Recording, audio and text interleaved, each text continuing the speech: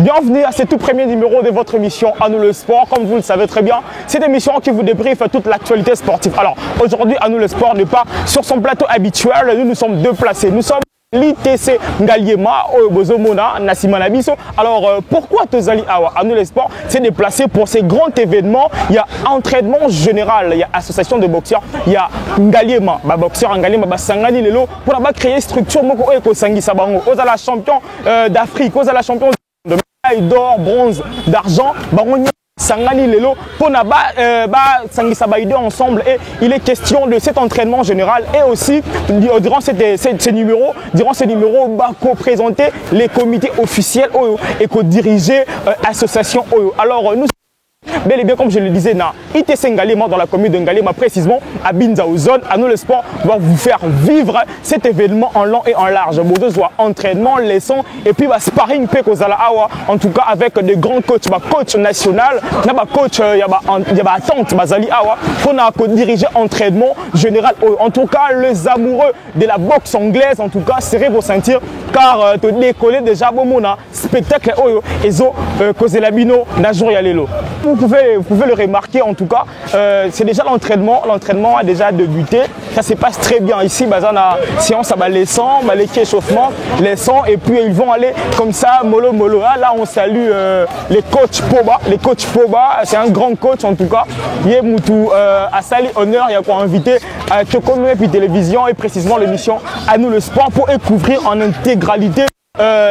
On appelle coach Poba, un moment où il va s'exprimer. À part lui, il y a d'autres coachs, il y a aussi des autorités qui viendront, en tout cas, autorités à d'attente pour répondre. Il y a certains déjà qui sont arrivés.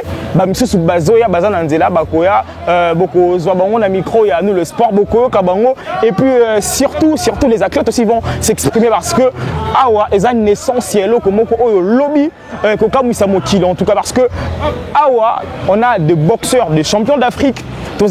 Champion du monde, médaille d'or, médaille d'argent, médaille de bronze, pour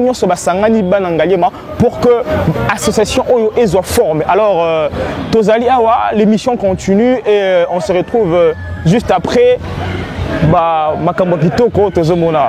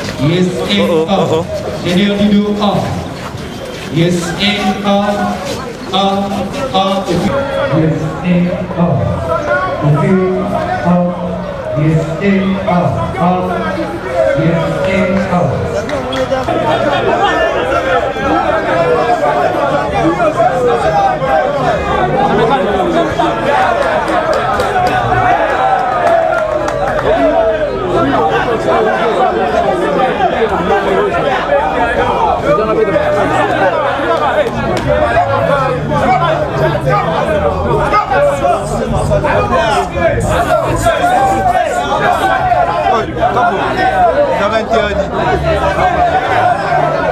Après, on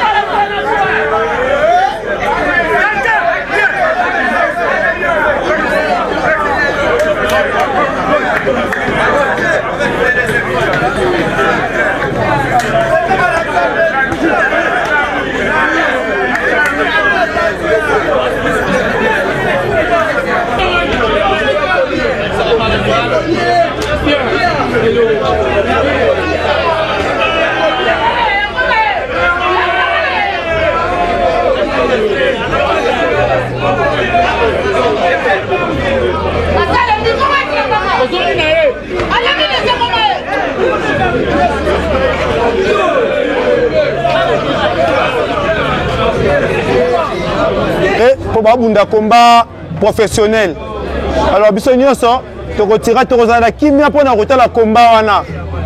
Alors l'état bango va se préparer tozo ça la présentation de la structure na biso. Tozo la gisabino structure ndenge zo évoluer. Alors toza na structure au comité où ils gérer structure na biso les boxeurs de Ngaliema. Organisation na biso comme nango association de boxeurs de Ngaliema. Association oyo ils ont regroupé tous les boxeurs ya Ngaliema ainsi que tous les entraîneurs ya Ngaliema. Mutu moko te aza exclu. Oyo eza association na biso to lansango. Ceux qui bomoni événement oyo ezali 100 000 lelo ezali à liboso te. To salaka déjà. To zaka chaque premier dimanche à mois, to zaka na entraînement d'ensemble. Na kata ba entraînement d'ensemble na to yaka na message oyo to pesaka na ba boxeur et puis na public oyo landaka biso. Souci na biso ya structure na biso oyo les boxeurs de Ngaliema eza pona ko promouvoir boxe na biso ya Ngaliema. To lingi ba boxeur na biso ya Ngaliema ba mata batika la kaka na ba club te. To boyi boxeur 5 ans na club non abunda te. Azwaka combat te. Et comme il crée un conflit entre les boxeurs et les entraîneurs. Et comme il crée même un conflit entre les entraîneurs.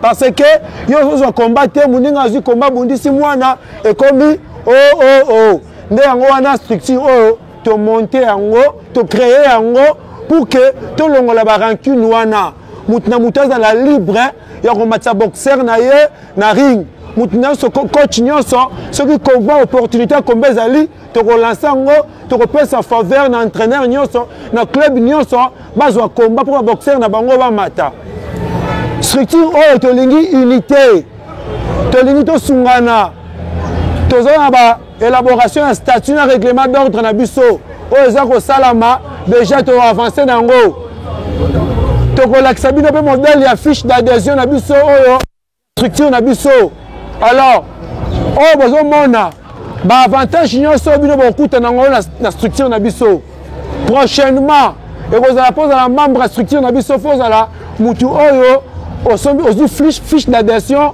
au remplir yango nde soko remplir fiche ozongisi nde to reconnaître membre à association na biso problème soko ezui ata wapi biso structure to kolanda yo to koya pende na yo to koya na club na yo pona ko soutenir yo na problème oyo biso structure faut to zwa to landa yo nde yango to sengi na ba entraîneur nyoso baza awa chaque entraîneur oko identifier ba boxeur na yo oyebi nombre de boxeurs na yo to repesa bino ba fiche ba formulaire en fonction du nombre de boxeurs boke nango bo remplir coach entraîneur ay kozongisa na biso ba fiche wana condition ya fiche eyebani to lobaki yango ba entraîneur ba yebi donc fiche ezotekama na 2000 francs par personne soko osombi fiche o remplir fiche ebo komi membre ya association na biso.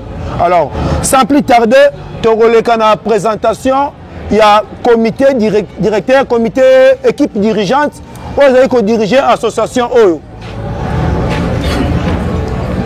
Tous dans la présentation du comité équipe dirigeante. Dans l'équipe dirigeante, tous dans le président. Président où vous diriger l'équipe dirigeante OYO. Makamunyo Sopé Salama OYO, tous dans le président où vous diriger Bisso, comme on a le président coach Kaper Assomé. C'est lui qui est le président. Tobeti Maboko, président.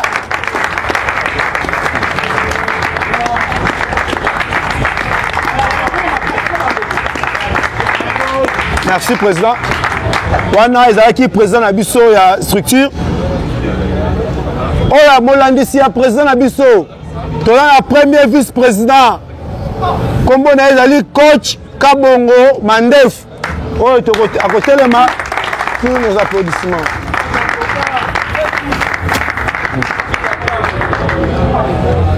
Après, premier vice-président, Tozana, secrétaire général. Secrétaire général. La Simba administration, il y a structure na biso. O azali wana pona kolanda la mikanda kolanda batu nyonso ba évolution makamu nyonso.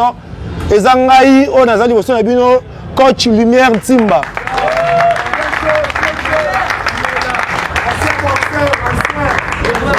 Merci. Ok. Après, Ngaï, tu as un secrétaire général adjoint. Vous avez le coach Jonathan Mavouidi, vous surnommé coach junior. Mais Aza absent pour à côté boulot. Tu as comme une trésorerie. La trésorerie, tu as un trésorier Nabiso, vous avez champion king, vous avez trésorier Nabiso, il n'est pas empêché à Zana Moussala. Tu as un trésorier Moussou, vous avez champion trésor Kimbwende. Il azali to betele maboko. Voilà. Alors, qui présentation du comité directeur Nabiso. On a une équipe dirigeante, on a dirigé l'association Nabiso, les boxeurs d'Engaliema. Alors, Tozape, la l'association Nabiso, Tozaki na poste moko il fallait qu'ils allaient occuper mais ils vide. Nde yango wana comité to fandaki to lobité et ko za beauté structure faut to za pas na muto à contrôler biso techniquement pas aussi ba technique. Alors pour aussi ba technique wana nde yango wana comité to sala ki choix ya moko ba doyen na biso ya Ngalema o azali grand parmi ba coach ya Ngalema yende na minute o azali directeur technique o etali ba entraînement na biso awa ya association na biso kombo na ezali coach Mabwaka akotela mato mona na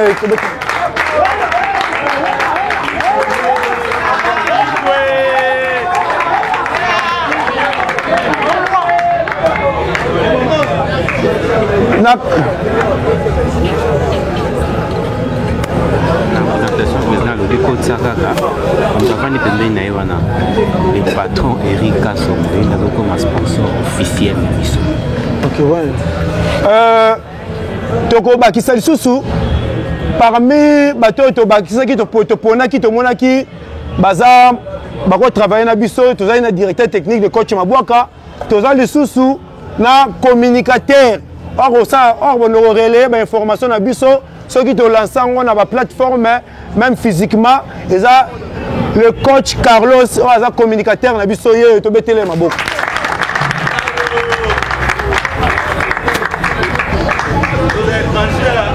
Alors na quand équipe dirigeante toza na conseiller na biso oyo azali pe parmi membres de l'équipe dirigeante.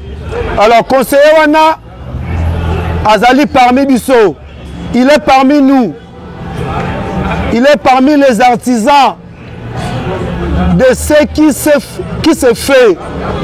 C'est lui qui élabore le règlement d'ordre et le statut de notre association. C'est lui le technocrate.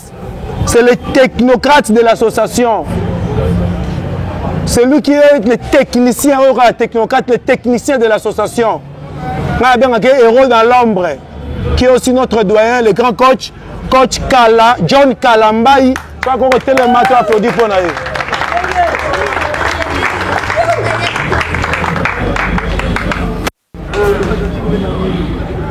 En dehors, il y a comme on a une équipe dirigeante qui te présente, bino, nous te retravailler. Alors, tozape na équipe mususu oyo tozana bango.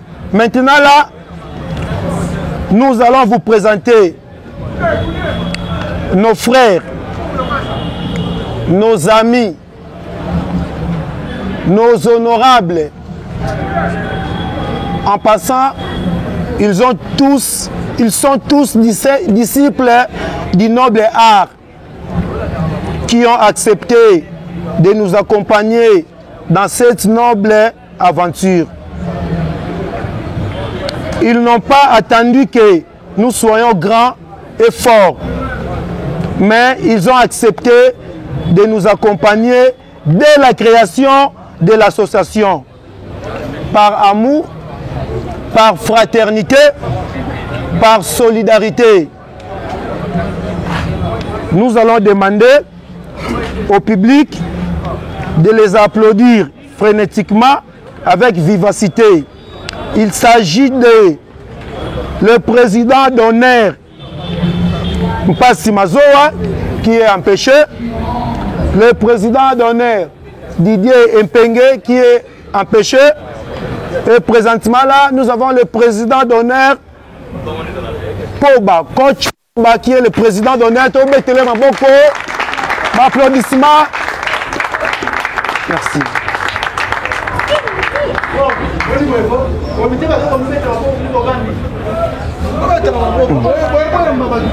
Bandeko, tu applaudis pour le président d'honneur Nabiso Moutao Songabiso. Posa Telema, Beta Maboko.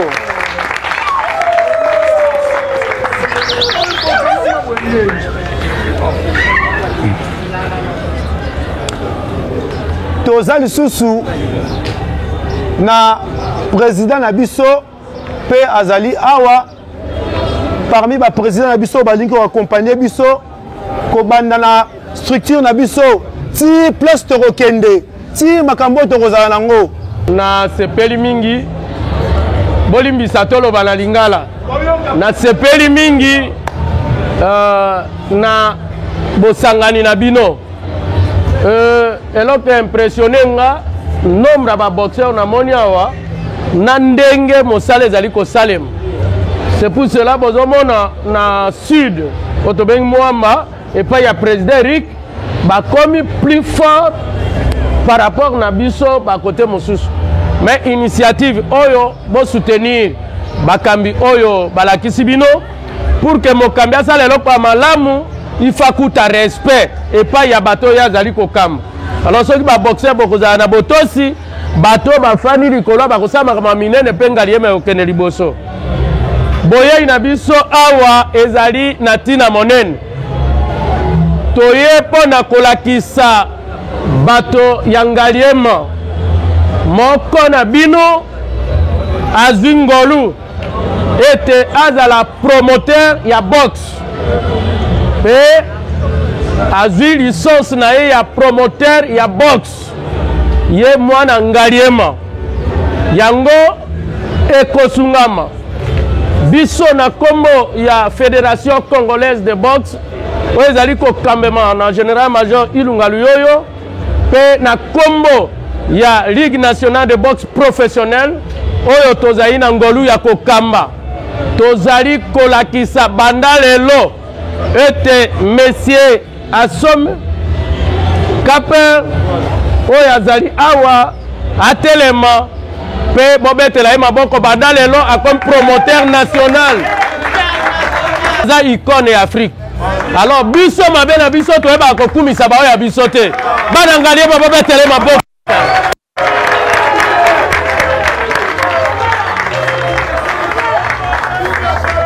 Ok,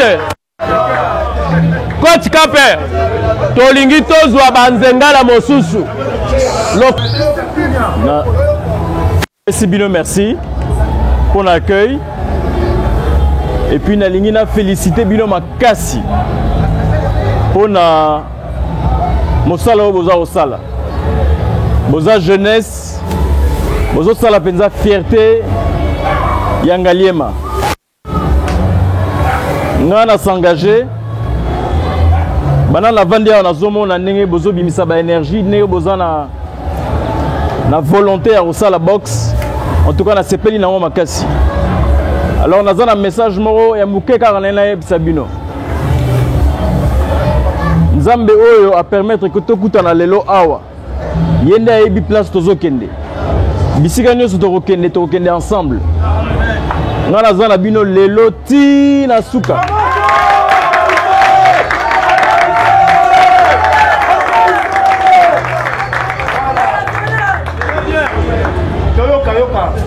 Na fin ya mois oyo ya juin bino nyonso borozwa mutu na mutu équipement asika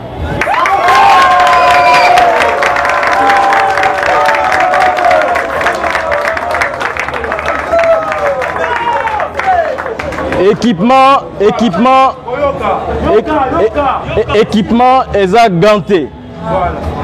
Eza casque, gants, elamba, chaussettes, na ketch. qui m'ont choisi. Merci pour l'honneur et la considération. Ngana lo baraboye. Moi, Nazara toujours du côté des boxeurs. Toujours. En tant qu'ancien pratiquant et passionné de la boxe. Mais, et là on a reçu un bino boxeur. Hein? Ozana Katiaring, oui. Oza sans pitié. Né en anglais, ruthless. Mais, en dehors du ring, toujours manifester la discipline. Toujours. Sportif égal, sportif égal, toujours la discipline. Hein? Et on est là pour vous. Nayebi, Nayebi Bapasi, Nayebi, je sais, bah sacrifice au Salaka. Parce que nous avons un ancien pratiquant, Nayebi, discipline au boxe et Salaka. Donc, on est là pour vous. Alors, et là, on a reçu là, bah on est sur Basalaki, sparring, beaucoup de détails.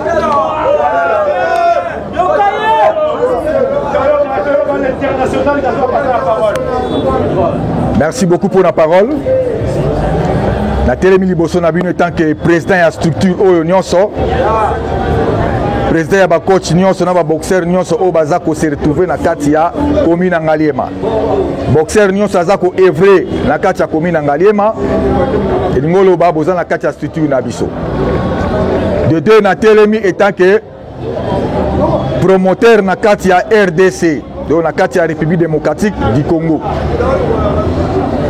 Donc à partir de l'élo, nous avons le droit d'organiser la étendue nyonso ya RDC. Ninga Golobezate, je crois Boyoki. Nous avons s'adresser à nos coachs, pour serrer les boxeurs. Nous avons s'adresser à nos boxeurs pour la mousse entraînement. Et Boyoki déjà sans plus tarder.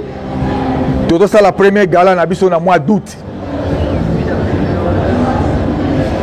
Coach Nyonso Milengela, boxeur Nyonso embrasser entraînement. C'est quoi pour Nalilo Minga Golobezate? Bandi ko bundisa ba combat ya boxe. Là ndenge na yo comme premier vice-président ya entente na 2017. Alors, to sola ina bande ko to lobi photo réorganiser. So to bi ko organiser za kwa to mi fingo ndie to za désorganiser. Donc réorganiser Makambu pour que sport et boxe na kati ya Ngaliema en particulier et puis Lukunga en général et Mata. Alors tokoloba ebele te photo ça nde misala. Tokani hein? Misala nde fo loba na place na biso. Qui vivront verront. Voilà, nous sommes toujours pour le compte de notre émission À nous le sport. Nous venons d'assister à des sparring et à la présentation de l'équipe dirigeante de cette association, de cette structure qui regroupe tous les boxeurs d'Ngaliema. Alors avec moi, j'ai le coach Poba qui est un président de cette structure. Avec lui, on va essayer d'échanger, de nous donner en fait, essayer de nous expliquer en gros c'était quoi l'événement d'aujourd'hui et son rôle au sein de cette structure. Maître Poba, bonjour. Oui, bonjour. Bonjour Monsieur Israël. Maître Poba, nous venons d'assister à des sparring et surtout à la présentation de ces comités dirigeants et vous êtes président honoraire au sein de ces comités. Alors un mot par rapport à cela déjà, l'événement c'était quoi aujourd'hui et après vous, étant que président honoraire, qu'est-ce qu'on peut attendre de vous au sein de cette structure? Bon, l'événement c'était juste la mise en place de la structure, les boxeurs de Ngaliema. C'est-à-dire que donc l'association regroupe tous les boxeurs, tous les pratiquants de la boxe anglaise de la commune de Ngaliema, ainsi que tous les coachs. Et voilà, il y a quelques semaines de ça, nous avons décidé de nous réunir pour créer cette association pour pouvoir promouvoir la boxe à Kinshasa et en RDC. Ah, voilà, et vous étant que président honoraire de de cette structure. On vous a entendu apporter votre soutien, bien évidemment, au sein de cette structure. Alors, qu'est-ce que la jeunesse d'Ngaliema peut attendre de vous, surtout la jeunesse qui pratique de la boxe anglaise?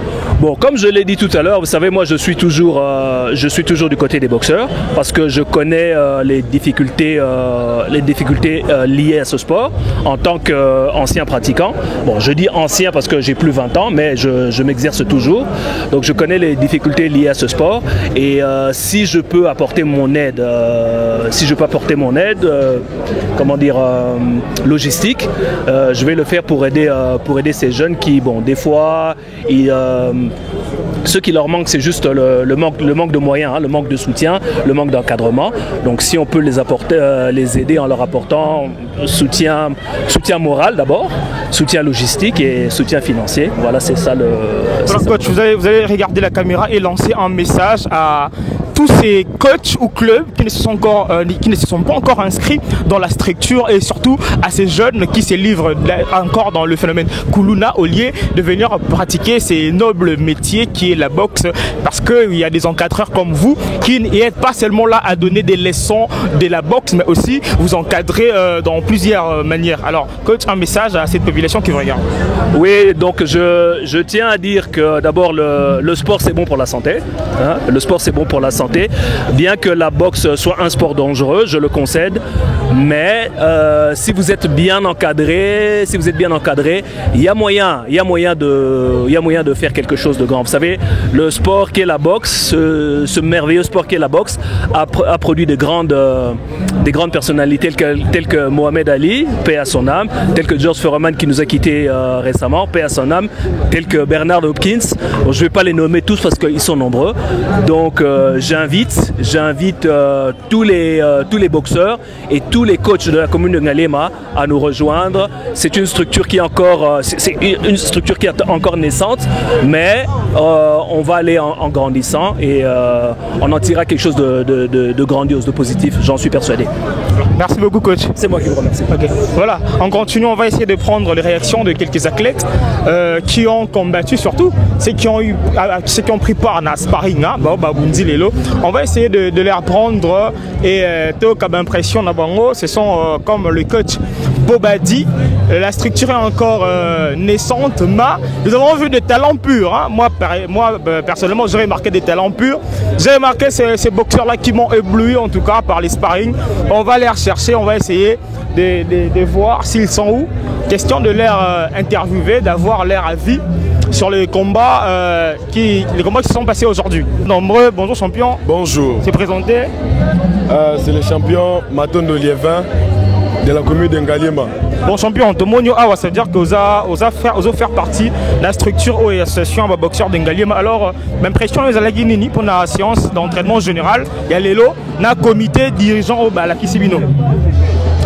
Bon, vraiment, c'est un makasi parce que dans l'initiative à Boé, et ça a pensé voir que dans la commune de Ngaliema, il y a tellement de bons boxeurs.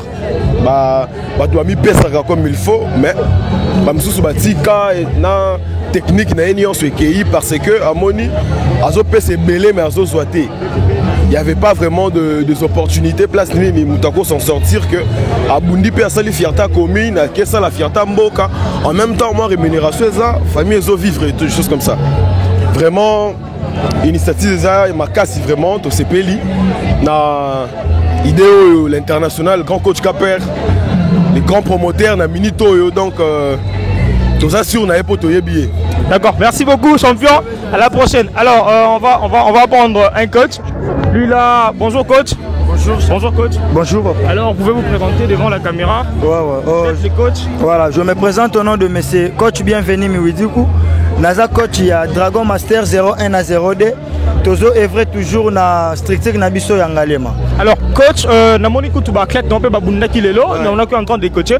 Alors un mot par rapport à l'événement et à cette structure qui vient d'avoir naissance. En tout cas, premièrement, je vais remercier le président direct qui est le président Caper et membre surtout il y a organisation na biso biso tozana pona ba champion bazala na pona biso to lemba bango te voyez ngai na kata carrière na ngai bien avant ba solliciter ngai pona zala coach et yango lelo nazali donc to sala fierté ya mboka na biso. Alors un message na ba ndeko na ba coach o ba intégrer na nous structure te message no coach na ba coach na Ngaliema na ba intégrer structure te est-ce que vous avez un message mo ki kopé sa bango voilà basta la pena na lombango makasi parce que to lala ki trop na Ngaliema mais cette fois-ci makambo elamuki coach nyonso aza na besoin ya bundisa champion na ye il faut s'adhérer na association na biso tant que s'adhérer te donc il y a pas moyen il y a pas accès ya bunda ba combat donc na senga na ba coach nyonso na no bazo tarder na bandaku ba ya pena ko rejoindre biso bazo fiche d'adhésion ba adhérer na association na biso pour que ba mona na paix et puis ba champion na bango pe ba mona na voilà. Alors, merci beaucoup coach. Alors voilà, on est en train de continuer toujours pour les comptes de ces numéros. Il va prendre en tant que communicateur il y a structure donc oh nyo setali structure en tout cas communiquer nyo so ezaye coach bonjour. Bonjour. Coach comment on s'est présenté? Coach Carlos da Silva. Coach Carlos da Silva. Tu sais peli quand même na numéro na biso à nous le sport. Alors coach aux un comité dirigeant, l'équipe dirigeante et en tout cas il y a structure il y a association de boxeurs de Ngaliema impression na ezana nous nini pour na initiative au bino botier et puis bozo bombela bana Ngaliema ni ba boxeur Ngaliema. Non, vraiment on a organisation de Salemaki ou bien ba idée autour de pour na boxe ya Ngaliema vraiment au moni première rencontre na biso ça dit quoi to vanda ki to mega un peu raisonner pour na boxe Ngaliema to ando mon ndé to tika la sima par rapport à baninga mususu ya ba commune mususu ndé to soki makanisi to za na biso ensemble to s'organiser pour to tenir sa boxe Ngaliema mais pour na lelo vraiment yo sala qui présent au monde makambo leki ba présenter structure mouvement ba responsable ba président tout c'est vraiment l'équipe kitoko. En tout cas coach un message na ba ndeko na yo ba coach o ba intégrer na no bazana ba club na bango otisiko ba intégrer na no structure na binoté. Bon nambinza to ça et bela ba club na bela ba coach ba musuba musika na biso o ba une information te tozo senga na bango nyoso na ba o nyoso ba oyoka biso lelo o ba na Ngaliema parce que la structure Ngaliema ba musika ba oyoka biso lelo ndé na pesa message oyo base la sensible base la facilité à comprendre makam que moment oyo comme moment favorable pour na biso nyoso c'est-à-dire quoi ba y ensemble tous ensemble ou bien ba musika ba lungu ba so biso na ba so communiquer par na biso na okoko pesa numéro ba ko rejoindre biso dans le numéro wana 097 18 19 287 moto so benga na numéro wana ozwanga nako 090 18 19 287 soko benga wana orienté yo pour rejoindre biso na structure oyo vraiment tout ça besoin ba coach so baya pour le ko commencer monene. Merci beaucoup coach pour l'intervention. Alors on continue. Bon voilà, on va essayer de prendre notre athlète. Il n'est pas Bundagi, c'est un bon. Moi personnellement, j'ai apprécié ce que j'ai vu. C'est un bon technicien, très rapide et très précis dans les coups. Là, durant cette émission, vous avez vu comment il a combattu. Alors, on va prendre l'athlète qui est juste là. Vous pouvez venir. Bonjour. Bonjour. Boni, ouais, non, ça va. Ah, comment l'équipe bien? Ouais, l'équipe très bien. Bon, premièrement, je me présente d'abord. Ouais, je réponds au nom des bienvenus Ngimbi, les mignons violents. Ouais, Yebi, Naza boxer à commune Ngalima. Ok, d'accord, voilà. Au Bundaki, tu as très bien combattu. Alors, mettez la bison en solo, structure et oui, les lots, entraînement, les kinengenini, comment tu as trouvé organisation, comment c'est pas ça qui et puis au moins équipe dirigeante il y a comité bâti. Alors il y a une impression les amis par rapport à Niaswana.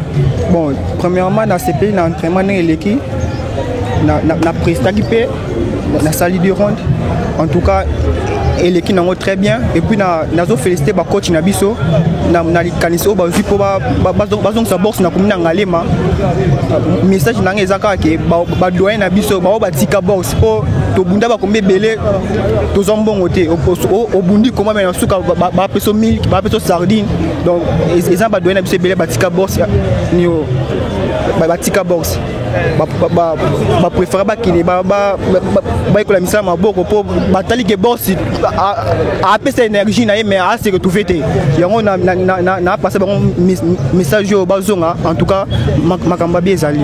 Merci en tout cas champion pour l'intervention Nayo. Tout le monde a dit à la prochaine. Okay, merci. Alors là on va prendre maintenant les secrétaires généraux. Secrétaire général, il y a l'association de boxeurs d'Engali, il y a structure Oyo. Il y a un micro, il y a présenté comité, à présenter équipe dirigeante, comité directeur à présenter Batoutou. Il y a Simba qui fait vraiment Kamouelo, le secrétaire général. Tous la juste à se libérer. Après Tozoye. Alors émission Manu le sport en tout cas, Yangoyo. Comme vous le aimez, on est sur terrain aujourd'hui en exclusivité. Voilà, le secrétaire est là. Bonjour Sek. Bonjour monsieur le journaliste. C'est comme ça l'équipe Makassia, moi fatigué côté déjà. En tout cas, Naibisio, Moussala Makas. Tobandi, cause la fatigue, mais comme ça Moussala Nabiso, Oito Mesana, to le Marango pété. Pour Yango de Tosalak, Vina Biso Nyos, to Pesango na Makambo Oya Sport.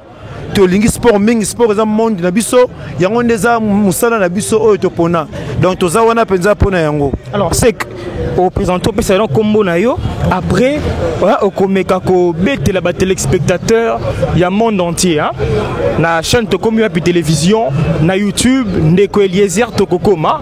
Nos salutations déjà à l'honorable Eliezer Ntambwempo Chicharmant donc voilà bambote na ye bambote na Betael Ituka yemta derrière la caméra. En tout cas, au pays ça n'a pas d'impression. Yoko bête la bango li solo expliquer bango. Ils allaient qui nini lelo, ba klex ba sali nini, vous présentez banani lelo et puis l'obit aux la nini. Allez, malo banambo quand même. Ok, merci monsieur le journaliste. Lelo, ils allaient grand jour, autres bengango grand jour. Il y a association Nabiso.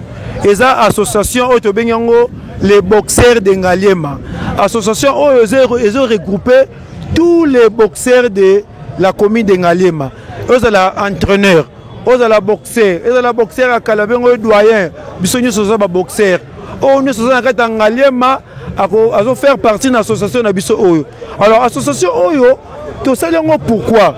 Tout le monde qui biso Ngaliema awa box toza éparpillé biso boxeur Ngaliema. Mutuna club na ye, mutuna sala makamuna ndenge na ye et puis ezobote ba rancune entre ba coach na ba boxeur, entre ba entraîneur na ba entraîneur, entre ba boxeur na ba boxeur. Parce que toza divisé, toza to sangana raté. Mutuna kwa na ye abi ngai ba boxeur na ngai. Ngai ka oya ngai ngaka na club na ngai. Ne yango wana to fandaki, to talaki, to sangana ki mon groupe ya Batou, tout le bité, tu vas continuer à évoluer au beauté. Il faut tout ça mailler na biso en place pour que Ngaliema na biso go box na biso évoluer. Ba boxer biso bazana bakate ba club ba bundakate ba sora ba combattre, ba fandaka wana coach za bité personne na rezula boxer combat.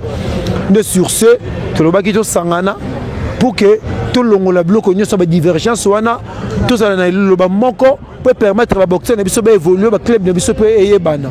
Nde yango moni lelo to sangana déjà to sangana ba séance d'entraînement na biso. Alors lelo ezalaki kaka entraînement à pambate ezalaki lisusu présentation il y a comité directeur na biso il y a structure na biso to sali ezana no comité provisoire to ko bengango mais faki to présenter comité provisoire oyo na bandeko nyonso oyo bazo mona biso bazo sangana na biso. En dehors de ça et ça va qui te présenter le sous ba président d'honneur na biso auto benga sous ba sponsor oyo bandimi ko za na biso ko soutenir biso ko songa biso sur le plan financier physique nyonso bala na biso pona makambo etali structure na biso. Alors na kati événement oyo to za ki le sous lelo za ki remise il y a licence autorisation à pesi président na biso ya structure. Voilà, oui, coach, déjà équipe Mamoni comité. Alors la suite. Alors la suite est Ali. Nous bandi boye, tu peux ces conditions à mon corps. Pour vraiment membre nabiso effectif il y a Asbel nabiso tu as fiche d'adhésion. Fiche d'adhésion oyo.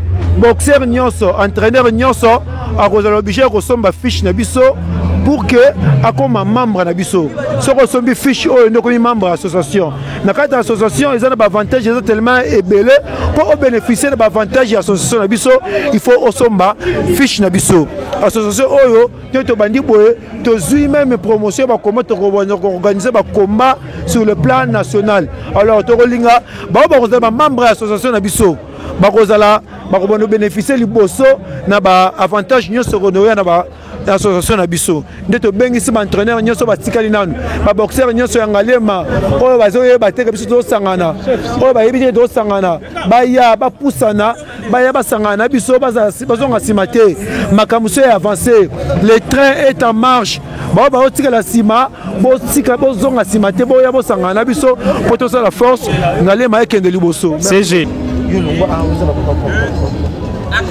Voilà, là je suis entouré de présidents d'honneur et aussi le président qui dirige cette structure. Alors on a pris déjà le président Poba, là on va prendre un autre président d'honneur et aussi le président qui dirige cette structure de boxeurs de Ngaliema. Alors président, bonjour.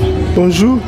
Bienvenue déjà dans l'émission à nous le sport. Merci. Voilà, vous êtes suivi sur Tokomi et Télévision. Vous êtes président d'honneur de cette structure de boxeurs de Ngaliema. Alors votre impression et pourquoi votre participation au sein de cette structure? Ma participation d'abord parce que à l'époque j'étais le premier vice-président de l'entente urbaine Kin Ouest, c'est-à-dire Lukunga. Donc la boxe, la discipline sportive, boxe pour moi c'est une passion. L'idée c'est parce que je suis moi-même natif de Ngaliema, je suis né d'une famille sportive. Donc nous devons à tout prix nous impliquer dans toutes les organisations de la boxe dans notre commune présidentielle de Ngaliema afin de booster cette discipline sportive. Avec notre implication, cette discipline va aller de très très loin et je crois que Ngaliema va faire la différence par rapport à toutes les communes en ce qui concerne la boxe. Voilà, et tant que président honoraire, qu'est-ce que les boxeurs ou les coachs membres de cette structure peuvent attendre de vous, pas seulement de vous seul, mais de tous les présidents honoraires qui sont à vos côtés? Bon, je lance un appel vibrant d'abord à tous les boxeurs de Ngaliema de se joindre à nous. Qu'est-ce qu'ils attendront de moi? C'est mon implication pour qu'ensemble nous puissions booster la boxe comme je voulais de le dire. À un moment donné, nous avons la boxe en Ngaliema ici a connu la léthargie. Et cette fois-ci, nous sommes dit main dans la main. Nous allons booster cette discipline sportive. Donc par rapport à mon implication, c'est pour contribuer à la réussite de l'éclosion de la boxe au sein de la commune présidentielle de Ngaliema. Merci Président pour votre intervention. Alors voilà, nous sommes à la fin de cette émission. C'était Israël Malangou à la présentation. Nous vous donnons rendez-vous le jeudi prochain pour un tout prochain numéro. D'ici là, portez-vous bien et bonne soirée chez vous.